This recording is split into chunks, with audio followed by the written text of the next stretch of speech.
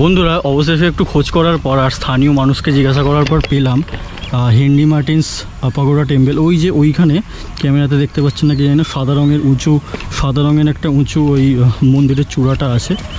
তো এই দিক থেকেই যেতে হবে বললো, তো যাওয়া যাক।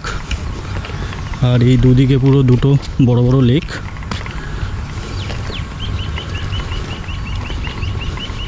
শ্রীরামপুরের এই দুটো জায়গায় একটু অফবিট লোকেশন, এটা অনেকেই জানে না।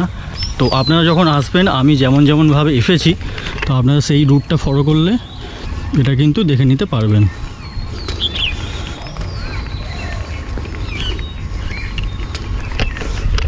এই জলের মধ্যে অনেক মাছও আছে, আর এখানে অনেক জলের নিচে যে গাছপালাগুলো থাকে অ্যাকোরিয়ামে অনেক সময় দেখা যায়, ওই গাছগুলো এখানে ভর্তি।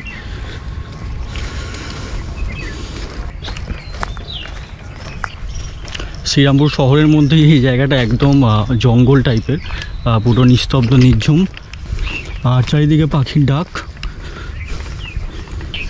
আর এই লেকে যেমন বললাম মাছ আছে, অনেকগুলো মাছরাঙা পাখি, তারপর বক, পানকৌড়ি, অনেক পাখি বসে আছে শিকার করার জন্য। আর এখানে আবার বন্য শুয়োরও আছে, ঘুরে বেড়াচ্ছে চারদিকে। এই যে এখানে শুয়োর, এই যে চলে এসেছি অনেক খোঁজাখুঁজির পর, ঘাম ঝরানোর পর।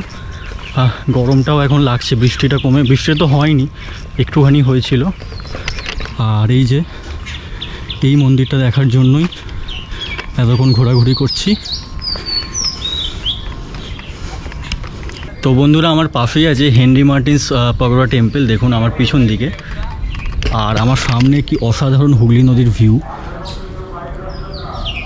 আটচালা আর্কিটেকচারের এই মন্দিরটি 1677 সালে রুদ্ররাম পণ্ডিত নির্মাণ করেছিলেন এবং এখানে রাধাবল্লভজিউ অর্থাৎ শ্রীকৃষ্ণের পুজো করা হতো। পরবর্তীকালে অষ্টাদশ শতকের শেষে মন্দিরটি নানা কারণে পরিত্যক্ত হলে মিশনারি হেনরি মার্টিন এটিকে একটি খ্রিস্টীয় ভজনাগারে পরিণত করে এবং এটি হেনরি মার্টিনের প্যাগোডা নামে পরিচিত হয়।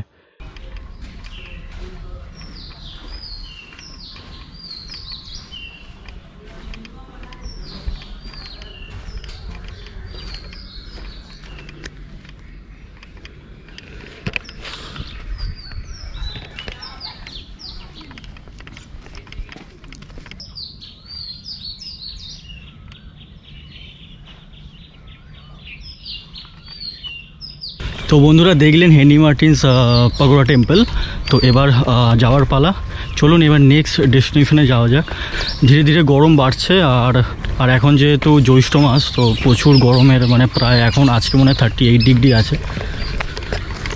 তো এই যে শুয়োর,